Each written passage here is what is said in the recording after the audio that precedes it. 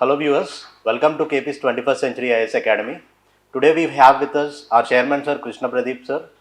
So రేపు రాబోయే TGPSC group 1 దానికి సంబంధించి చాలామందికి ఒక డ్రీమ్ జాబ్ కింద గ్రూప్ 1 అనేది కనిపిస్తూ ఉంటుంది.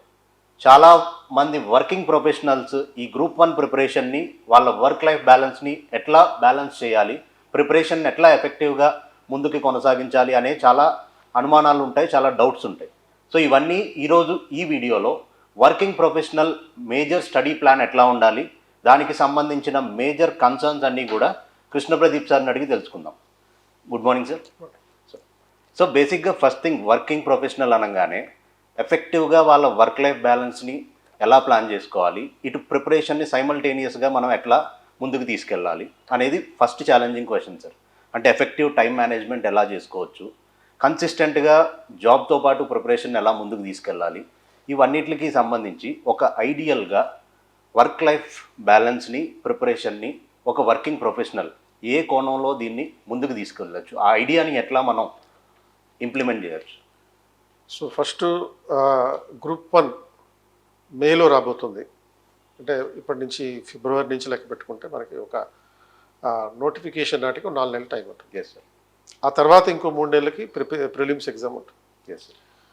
అండ్ ఆ తర్వాత ఇంకో 3 నెలలకి మెయిన్స్ ఎగ్జామ్ ఉంటుంది. కాబట్టి ఓవరాల్గా మనం టైం షెడ్యూల్ చూసుకున్నప్పుడు ఒక 9-10 మంత్స్లో మొత్తం ఎగ్జామినేషన్ సైకిల్ కంప్లీట్ అయిపోయే పరిస్థితి. సో కాబట్టి ఈ 10 మంత్స్ని దృష్టిలో పెట్టుకొని అభ్యర్థులు ప్రిలిమ్స్ కమ్ మెయిన్స్ ఓరియంటేషన్లో ప్రిపరేషన్ పెట్టుకోవాల్సినటువంటి అవసరం. ప్రిలిమ్స్ సపరేట్గా, మెయిన్స్ సపరేట్గా చదవడం అనేది ఉండకూడదు. అంటే ప్రిలిమ్స్లో ఉన్న సిలబస్లో డీటెయిలింగ్ లేదు, మెయిన్స్లో ఆ డీటెయిలింగ్ ఉంది. కాబట్టి ఆ ప్రిలిమ్స్ సబ్జెక్ట్ పాలిటీ అని వచ్చేసారు ప్రిలిమ్స్లో అయితే. బట్ ఆ పాలిటీలో ఎలాంటి అంశాలు ఉంటాయి అనే డీటెయిలింగ్ అంతా మనకి మెయిన్స్లో ఉంటుంది. ఒక 5 యూనిట్స్ పాటు సుమారుగా ఒక 50-60 టాపిక్స్, సబ్ టాపిక్స్ ఇచ్చాము. కాబట్టి ఈ మెయిన్స్లో ఉన్నటువంటి అంశాలను బేస్ చేసుకుని మనం ప్లాన్ చేసుకోవడం జరగాలి. అంటే 7 పేపర్స్ ఉన్నాయి మెయిన్స్లో. అందులో జనరల్ ఇంగ్లీష్ ఒకటి పక్కకు పెట్టేస్తే క్వాలిఫైయింగ్ పేపర్ అది, అండ్ జనరల్ ఎస్ఏ కూడా పక్కకు పెడితే మిగతా 5 పేపర్స్ ఉన్నాయి. సో ఈ 5 పేపర్స్లో ఒక్కొక్క దాంట్లో 3 సెక్షన్లు ఉన్నాయి. ఒక్కో సెక్షన్లో ఒక్కొక్క సబ్జెక్ట్ ఉంది. కాబట్టి ఈ సబ్జెక్ట్స్ అన్నీ అంటే పేపర్ 2, 3, 4 అండ్ 5 ఈ 4 తీసుకుంటే కనుక ఈ 4ట్లో ఒక్కో దాంట్లో 3 సబ్జెక్టులు ఉన్నాయి. అంటే ఆల్మోస్ట్ 12 సబ్జెక్టులు. వీటన్నిటినీ కరెంట్ అఫైర్స్ ధోరణితో చదువుకోవాలి. అంటే 13 రకాల అంశాలు వస్తున్నాయి. కాబట్టి 13 యూనిట్లు ప్రిలిమ్స్లో ఉంది. దానికి సంబంధించినటువంటి ఎక్స్ప్లెనేటరీ ఆస్పెక్ట్స్ మనకి మెయిన్ సిలబస్లో ఉంది. కనుక ఆ మెయిన్స్ ఓరియంటేషన్లో ప్రిపరేషన్ మొదలు పెట్టుకొని దాని ప్రకారం ప్లాన్ చేసుకోవడం జరగాలి. సో దీనికోసం ప్రొఫెషనల్స్, వర్కింగ్ ప్రొఫెషనల్స్ ఎవరైతే ఉంటారో, ఈ వర్కింగ్ ప్రొఫెషనల్స్ ఎవరు? ఒకటేమో గవర్నమెంట్ టీచర్స్ ఉంటారు. అంటే టీచర్స్ అని జనరల్గా తీసుకుందాం. అందులో గవర్నమెంట్ టీచర్స్, ప్రైవేట్ టీచర్స్ 2 రకాలు ఉంటారు. గవర్నమెంట్ టీచర్లకి చదువుకోవడానికి కొంచెం ఎక్కువ టైం ఉంటుంది. ప్రైవేట్ టీచర్లకి చదువుకునే టైం కొంచెం తక్కువ ఉంటుంది అందుబాటులో. రెండోది గ్రూప్ 2, తర్వాత సబ్ ఇన్స్పెక్టర్, కానిస్టేబుల్ ఇలాంటి ఉద్యోగాలు చేసేటటువంటి అభ్యర్థులు కొంతమంది. వీళ్ళకి రిలేటివ్లీ వీళ్ళకి కొంచెం తక్కువ టైమే ఉంటుంది. అంటే ఈ తర్వాత మూడో రకం కేటగిరీ ఎవరంటే కంప్లీట్గా కార్పొరేట్ సెక్టర్ ఎంప్లాయీస్. సో ఈ కార్పొరేట్లో పనిచేసేటటువంటి అంటే సాఫ్ట్వేర్ కావచ్చు, బిజినెస్ ప్రాసెసింగ్ ఆఫీసులో కావచ్చు, ఇట్లా కార్పొరేట్లో పనిచేసే వాళ్ళకి కూడా కొంచెం టైం తక్కువగానే ఉంటుంది. కాబట్టి వీళ్ళు నేను ఫండమెంటల్గా అయితే సజెస్ట్ చేయగలిగేది, మనకు తక్కువ టైం అందుబాటులో ఉన్నటువంటి పరిస్థితుల్లో కుదిరితే సెలవు పెట్టేసి ప్రిపేర్ అవ్వండి. అండ్ అదర్వైజ్ కుదరకపోతే రిజైన్ చేసి ప్రిపేర్ అవ్వండి. ఎందుకంటే గ్రూప్ 1 అనేటటువంటిది ఒక పెద్ద ఉద్యోగం. సో ఈ 450 పోస్టులతో వస్తేటటువంటి ఉద్యోగం. సో ఒకవేళ మీరు కార్పొరేట్ సెక్టర్లో కానీ ప్రైవేట్ రంగంలో కానీ ఉంటున్నప్పుడు, పనిచేస్తున్నప్పుడు అది రిజైన్ చేసినా పర్వాలేదు. గవర్నమెంట్లో ఉంటే మీకు ఆల్రెడీ గ్రూప్ 2లోనో గవర్నమెంట్ టీచర్గానో పనిచేస్తున్నారు అనుకోండి, సెలవు ఇవ్వడానికి, లీవ్ దొరకడానికి అవకాశం ఉంటుంది. సో లాస్ట్ గ్రూప్ 1లో కూడా చాలామంది అలాగే ప్రిపేర్ అయ్యారు. సో ఇప్పుడు మేజర్గా ఇప్పుడు మీరు చెప్పిన కాంటెక్స్లో సార్, అయితే సెలవు పెట్టుకోవాలి, లేకపోతే రిజైన్ చేయాలనుకున్నారు. చాలామందికి సెలవు ఇవ్వడానికి పైన అధికారుల నుంచి పర్మిషన్స్ రాకపోవచ్చు, పోలీస్ డిపార్ట్మెంట్ కానీ వీళ్ళకి. ఇంకా కార్పొరేట్ సెక్టర్లో ఉన్న జాబ్ని మానేసి ఫినాన్షియల్గా మళ్ళీ డిపెండెన్సీ క్రియేట్ చేసుకొని వస్తుందో రాదో అనే ఒక డైలమాలో ఉండిపోతూ ప్రిపరేషన్ అసలు మోటివేషన్తో డిసిప్లిన్డ్గా ముందుకు తీసుకెళ్ళగలవా అంటే ఒక సెల్ఫ్ డౌట్ అనేది క్రియేట్ అవుతూ ఉంటుంది. ఇది కాకుండా వాళ్ళు జాబ్ని కొంచెం అంటే బ్రేక్ టైమ్స్లో ఎఫెక్టివ్గా టైం యూటిలైజ్ చేసుకొని అలా బ్యాలెన్స్ చేసుకుంటూ ప్రిపరేషన్ని అసలు అట్లీస్ట్ ఒక ప్రిలిమినరీ స్టేజ్ వరకు అయినా కూడా ముందుకు తీసుకెళ్తే తర్వాత మీరు అన్నట్టు ప్రిలిమ్స్ క్వాలిఫై అయినాక నెక్స్ట్ 3 months 4 months బ్రేక్ తీసుకొని కంప్లీట్ ఫుల్ ఫ్లెడ్జ్గా ప్రిపేర్ అయ్యాయి. ఇలాంటి ఆస్కారం ఏమైనా ఉండదు సార్? అంటే ఎలాంటి డిజిటల్ రిసోర్స్ ఆన్లైన్ రిసోర్స్ని ఎఫెక్టివ్గా యూటిలైజ్ చేసుకొని ఉన్న తక్కువ టైంలో స్మార్ట్గా ఒక స్టడీ ప్లాన్ అనేది ఫ్లెక్సిబిలిటీ అడాప్ట్ చేసుకొని ఏమైనా ప్లాన్? సో అలా కూడా ఉందంటే మనం అన్అవాయిడబుల్ పరిస్థితుల్లో అయితే ఇలాగ ఫైనాన్షియల్ అబ్లిగేషన్స్ ఉంటాయి, ఫ్యామిలీ అబ్లిగేషన్స్ ఉన్నటువంటి పరిస్థితుల్లో లీవ్ పెట్టలేరు, తర్వాత రిజైన్ చేయలేరు. కనుక ప్రిపరేషన్ మనము కొంచెం తగ్గించుకొని ఎఫెక్టివ్ ప్రిపరేషన్ పెంచుకోవడం జరగాలి. అంటే మీరు సపోజ్ ఆఫ్లైన్ క్లాసులకు రాలేరు, అప్పుడు మన దగ్గర ఈ ఆఫ్లైన్లో ఏదైతే టీచ్ చేయడం జరుగుతుందో దాన్నే రికార్డు చేసి ఆన్లైన్లో యాప్ ద్వారా ఇవ్వడం జరుగుతుంది. సో మీరు మీ కన్వీనియంట్ టైం ప్రకారం ఎప్పుడైనా చూసుకోవచ్చు వాటిని. కాబట్టి ఈ ఆన్లైన్ ద్వారా కూడా మీరు ప్రిపేర్ అయ్యేటటువంటి అవకాశం ఉంది. అంతేకాకుండా మీ ప్రిపరేషన్ టైంలో కొంచెం త్యాగం చేయాలి.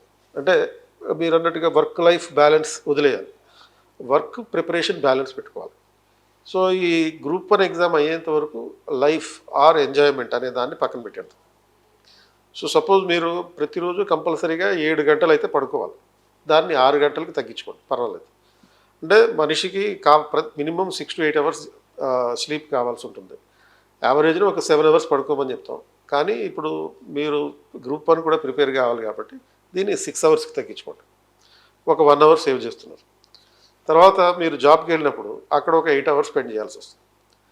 1 hour up and down 1 hour, తర్వాత రావడానికి 1 hour, అదొక 2 గంటలు, అంటే 10 hours అక్కడ పోయింది. అంటే మనకు ఉన్నటువంటి 24 గంటల్లో 16 గంటలు మనకి చేతుల్లో లేవు కదా. ఈ 16 గంటల్ని ఏమాత్రం మార్చలేము. పడుకోవడం 6 నుంచి 5 గంటలు తగ్గించామంటే అది కుదరదు. కాబట్టి 6 గంటలు ఖచ్చితంగా పడుకోవాల్సిందే, డ్యూటీకి వెళ్ళినప్పుడు 10 గంటలు దానికి స్పెండ్ చేయాల్సిందే. సో ఇంకా మిగిలిందంతా 8 గంటలు. సో 8 గంటల్లో ఇంకొక 1 hour అటు ఇటు వేస్ట్ అవుతుంది, అది తీసేద్దాం. సో ఎఫెక్టివ్గా మనకి చదువుకోవడానికి అందుబాటులో ఉన్నటువంటి టైము 6 hours అనుకుందాం. ఈ 1 or 2 hours మిస్సెలీనియస్ పోయినాయి.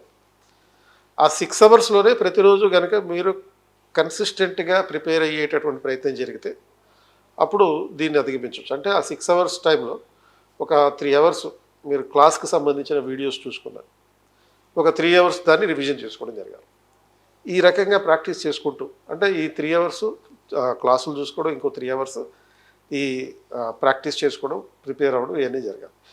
మీకు సాటర్డే హాలిడే అయితే ఆ రోజున మొత్తం అంతా కూడా రివిజన్ చేసుకోండి, ఆ గత 5 రోజుల్లో చదివిన దాన్ని రివిజన్ చేసుకోండి. సండే రోజు దానికి సంబంధించినటువంటి writing practice, test series practice చేయండి. అప్పుడు ఈ రెండింటిని, అంటే వర్క్ ప్రిపరేషన్ బ్యాలెన్స్ అనేది సాధ్యమవుతుంది అన్నమాట. Yes sir. సో ఫైనల్గా వర్కింగ్ ప్రొఫెషనల్స్ అనేవాళ్ళు ఫోకస్డ్గా, మోటివేటెడ్గా, లేకపోతే డిసిప్లిన్డ్గా ఉండాలి అంటే వాళ్ళని వాళ్ళు పుష్ చేసుకోవాలి. ఫస్ట్ మీరు చెప్పినట్టు ఇంప్లిమెంట్ చేయడం స్టార్ట్ చేస్తారు. ఒక వారం 2 వారాలు ముందుకెళ్ళే కొద్దీ ఇంత టైంని ఎఫెక్టివ్గా యూటిలైజ్ చేసుకునే ప్రాసెస్లో మనకి తెలియకుండానే డిమోటివేషన్ స్టార్ట్ అయిపోతూ ఉంటుంది, సెల్ఫ్ డౌట్ అనేది క్రియేట్ అయిపోతూ ఉంటుంది. ఇవన్నిటిని అధిగమించి how to stay motivated, how to stay focused, how to stay discipline till they achieve this group 1 job. So మనం మోటివేషన్ అనేది మన గోల్ పట్ల మనకున్న కమిట్మెంట్ మీదే ఆధారపడి ఉంటుంది. అంటే నువ్వు ప్రస్తుతం ఉన్నటువంటి ఉద్యోగంలో ఉండిపోయి అందులో సాటిస్ఫై అయిపోయి ఆ కంఫర్ట్ జోన్లో మిగిలిపోతే అసలు ప్రారంభించకపోవడమే మంచిది. ఈ గ్రూప్ 1 ప్రారంభించి మళ్ళీ కొంచెం ఇబ్బంది పడి ఇంకో 10 మందిని తిట్టి ఈ రకమైనటువంటి ప్రయత్నాలు చేయకండి. If you are really committed to achieve group 1, to crack the group 1, ఇప్పుడు ఉన్నటువంటి పరిస్థితి నుంచి ఉన్నతమైన స్థితికి వెళ్ళాలనుకుంటే మాత్రం ఇప్పుడు చెప్పినటువంటి షెడ్యూల్ ప్రకారం కమిటెడ్గా, కంటిన్యూస్గా ప్రిపేర్ అయితే డిసిప్లిన్ అనేటటువంటిది అన్నిటికన్నా ముఖ్యమైనది. సో మీ గోల్ పట్ల మీకు ఎంత కమిట్మెంట్ ఉన్నది అనే దాన్ని బట్టి ఇది ఉంటుంది. సో ఇప్పుడున్నట్టుగా మనం ఈ మిడిల్ క్లాస్లోనే మిగిలిపోదాము అనుకుంటే మాత్రం ప్రిపరేషన్ స్టార్ట్ చేయక్కర్లేదు. ఇది దాటి ఉన్నత స్థాయికి, ఉన్నత స్థానానికి వెళ్ళి మన క్వాలిటీ ఆఫ్ లైఫ్ని మెరుగుపరుచుకోవాలి అని అనుకుంటే మాత్రం ఇప్పుడు చెప్పిన ప్రణాళిక పరంగా ప్రిపేర్ అవ్వండి. దీనికి మీకు సపోర్ట్ చేయడానికి మేము ఎప్పుడు సిద్ధంగా ఉన్నాం. దీనికోసం ఫిబ్రవరి 2వ తారీఖున ఆఫ్లైన్లోను అలాగే ఆన్లైన్లోను ఒక ఉచితంగా బూట్ క్యాంప్ నిర్వహిస్తున్నాం. ఆన్సర్ రైటింగ్ ప్రాక్టీస్ ఏ విధంగా ఉండాలి అనేటటువంటి అంశం మీద ఈ ఫ్రీ బూట్ క్యాంప్ ఉంటుంది ఫిబ్రవరి 2వ తారీఖున ఆదివారం రోజు 10 గంటలకి. సో మీరు దీనికి గనక అటెండ్ అయితే మీకు ఆ కమిట్మెంట్ ఉన్నట్టు లెక్క. ఒకవేళ మీరు అటెండ్ అవ్వలేదనుకోండి, అటెండ్ అవుదాం అనుకుని రిజిస్టర్ చేసుకోవాలి. అంటే దీనికి డిస్క్రిప్షన్లో లింక్ ఇచ్చాం. ఆ లింక్లో మీరు క్లిక్ చేసి రిజిస్టర్ చేసుకోవాలి. రిజిస్టర్ చేసుకుంటారు కానీ అటెండ్ అవ్వరు. మీరు అటెండ్ అయ్యారంటే మీరు గ్రూప్ 1 క్రాక్ చేసినట్టే. అటెండ్ కాలేదు అంటే మీకు గ్రూప్ 1 ప్రిపరేషన్ మొదలెట్టాల్సినటువంటి అవసరమే లేదు.